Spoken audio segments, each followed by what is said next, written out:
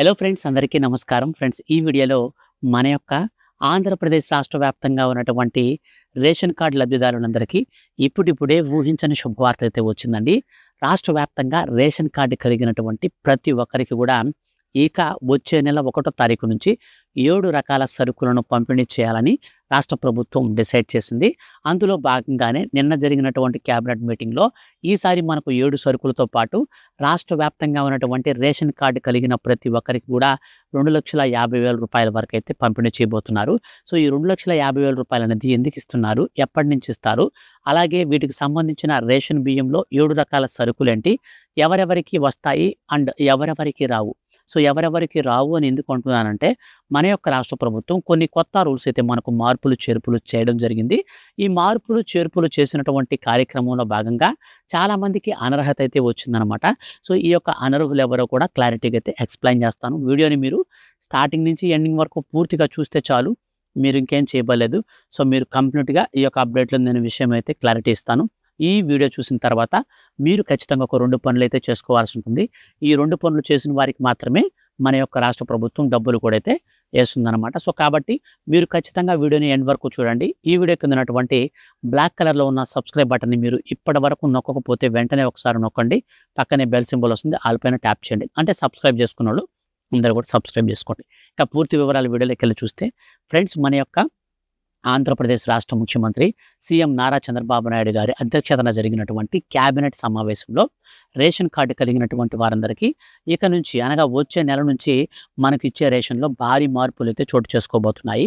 ఈ రేషన్ సరుకుల్లో భాగంగా మన యొక్క రాష్ట్ర ప్రభుత్వం ఇప్పుడు తాజాగా మనకు రేషన్ సరుకులను విస్తారంగా పెంచడం జరిగింది. సో, గతంలో చూస్తే మనకు రేషన్ బియ్యంతో పాటు మనకు గత నెలలో కూడా మనకు రేషన్ బియ్యం, పంచదార, అలాగే మనకు గోధుమ పిండి అయితే ఇచ్చారు. కొన్ని ఏరియాస్‌లో ఇంకా మనకు జొన్నలు, రాగులు కూడా పంపిణీ చేశారు.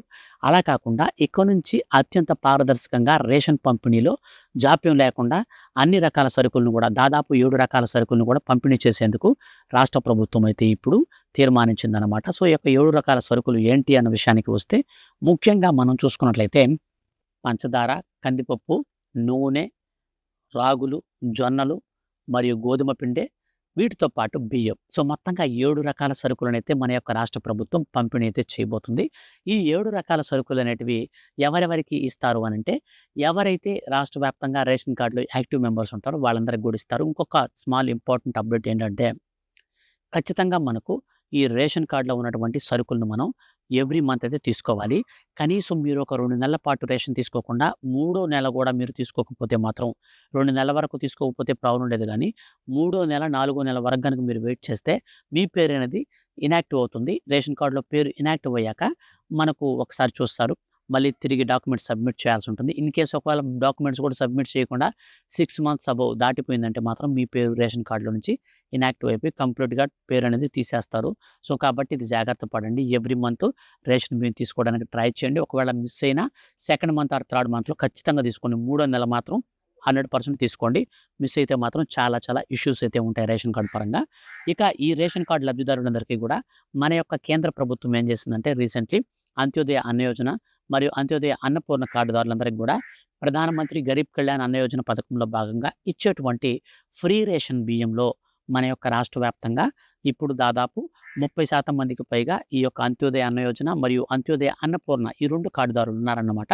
సో, వాళ్ళందరికీ కూడా ఒక్కొక్క లబ్ధిదారునికి అంటే కార్డులో ఉన్నటువంటి ప్రతి వ్యక్తికి 7 కిలోల చొప్పున బియ్యాన్నైతే పంపిణీ చేయాలని రాష్ట్ర ప్రభుత్వం ఉత్తర్వులు జారీ చేసింది. దీనిపైన మన యొక్క రాష్ట్ర పౌర సరఫరాల శాఖ మంత్రి గారు, సో, నాదెండ్ల మనోహర్ గారు, సో, ఆయన కూడా అయితే మనకు అప్డేట్ అయితే ఇచ్చారు. సో, మొత్తంగా మనకు రేషన్ బియ్యం అనేది ఇక నుంచి ఎవరైతే అంత్యోదయ అన్న యోజన మరియు అన్నపూర్ణ కార్డుదారులు ఉన్నారో వాళ్ళకి మాత్రమే 7 కిలోల చొప్పున ఒక్కొక్క మనిషికైతే వస్తాయి. మిగిలిన వారికి 5 కిలోల చొప్పున బియ్యం అయితే వస్తాయి.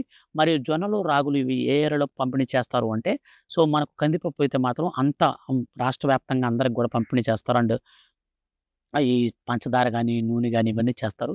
కానీ రాగులు, జొన్నల విషయంలో మన యొక్క రాష్ట్ర ప్రభుత్వం కొంచెం మనకు ఆహ్, మన ఇష్టం అనమాట. సో, మనం రాగులు కావాలంటే రాగులు తీసుకోవచ్చు, జొన్నలు కావాలంటే జొన్నలు తీసుకోవచ్చు. 2 కలిపి కావాలన్నా తీసుకోవచ్చు. కానీ రేషన్ డీలర్లు కొంతమంది తీసుకురారు.